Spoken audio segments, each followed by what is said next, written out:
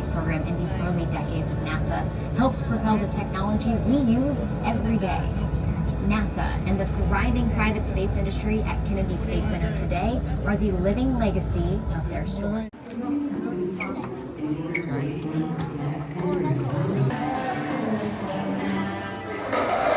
At this hour here at Cape Kennedy, they still plan to go ahead with it. To send 3 men to the moon and back. I'll repeat that. To send 3 men to the moon and back.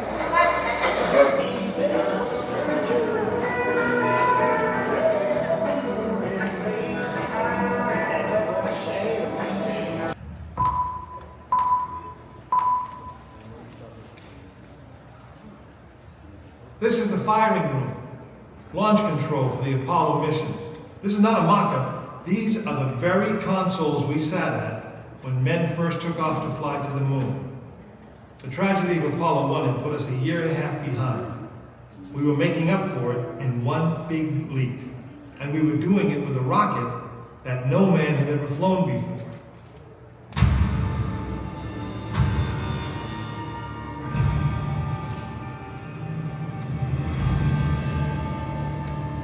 It was a few days before Christmas 1968 when Apollo 8 sat on the pad. She was the first of a new kind, a moon rocket. This was the Phoenix, risen from the ashes of Apollo 1. The first Apollo crew did not die in vain. This was to be their testament.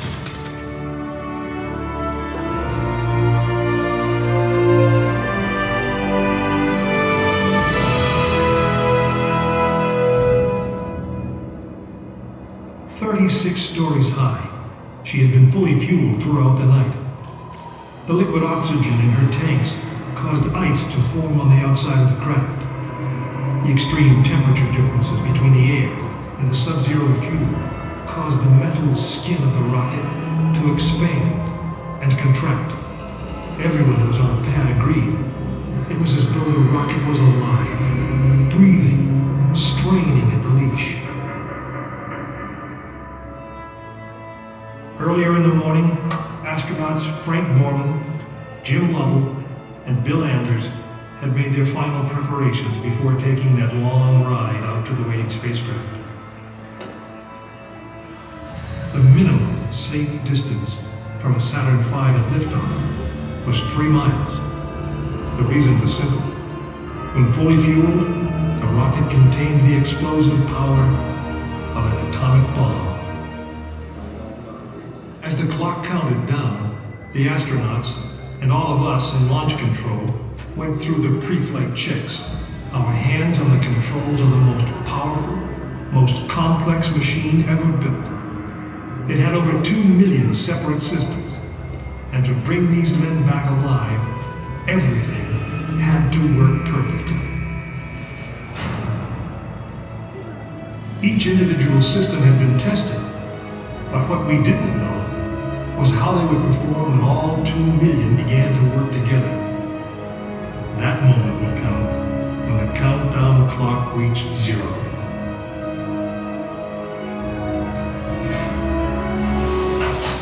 If a maneuvering thruster failed, if communications broke down, if navigation was off by 1 degree, if any piece of the miles of wiring, circuits, relays, or valves was defective, Frank Borman, Jim Lovell, and Bill Anders would pay with their lives. As they sat, waiting for launch on that chill December morning, these 3 astronauts were back to what they had always been, test pilots.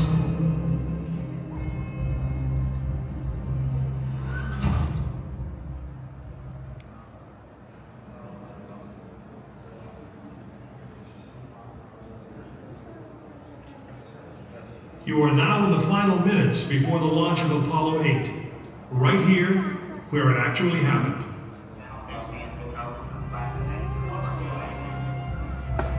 Mankind is about to leave his planet behind and journey to another. It is one of those rare moments when history is not being made, destiny is being embraced.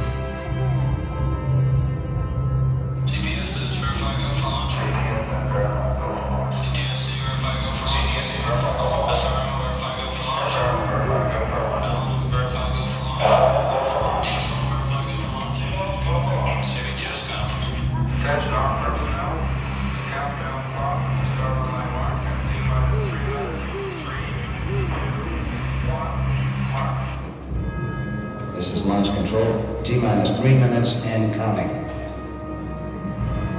We have completed our communications checks with the Apollo 8 astronauts in the cabin, and the communications are go.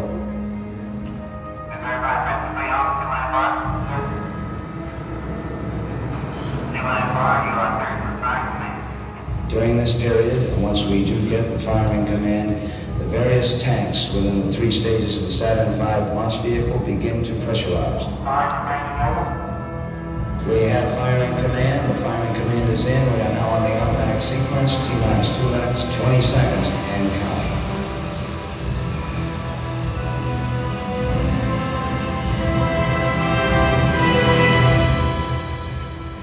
Our status board indicates that all aspects are ready. Instrument unit is ready. Spacecraft ready.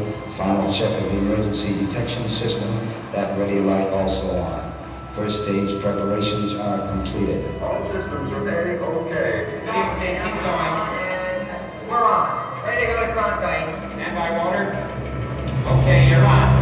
All systems go. 1 minute 45 seconds and counting. The first stage liquid oxygen tank has been pressurized, and the pressure is still building up. Coming up on 90 seconds, mark, T-minus 90 seconds and counting. The Apollo 8 crew standing by, spacecraft commander Frank Borman, Jim Lovell, Bill Anders. We now report that the liquid hydrogen tank in the third stage is pressurized, 1 minute 15 seconds.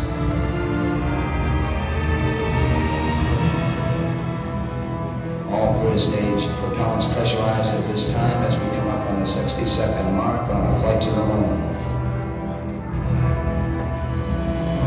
T-minus 60 seconds and counting. The vehicle now is completely pressurized.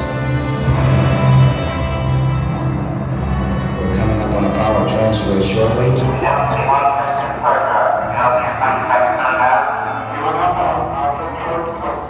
We have the power transfer. We're now on the flight batteries within the launch vehicle.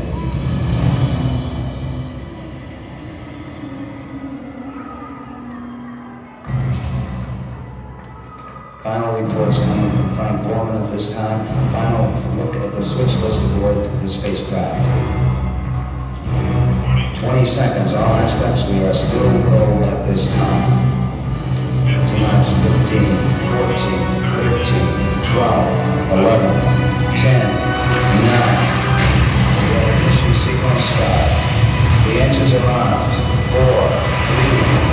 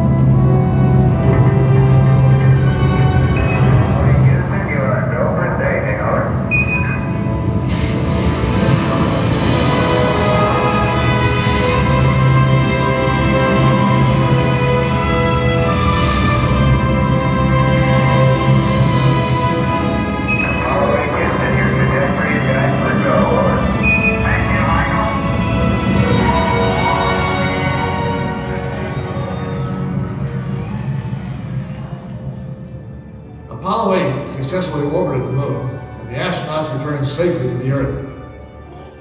I know. I'm Jim Lovell, and I was one of the crew of this spacecraft, Apollo 8. We were the first men to see the surface of the moon from just a few miles away. But it was the hundreds of thousands of men and women who worked with our team, and the millions of people who supported the mission that really made it possible. That way, I guess, we all went to the moon. Now, on the other side of those doors, you'll find an actual Saturn V moon rocket. It's still the most powerful, the most complex machine ever built. And I guess it's the only one that can take you to another planet. I actually got to fly one on a second flight to the moon called Apollo 13. But that's another story.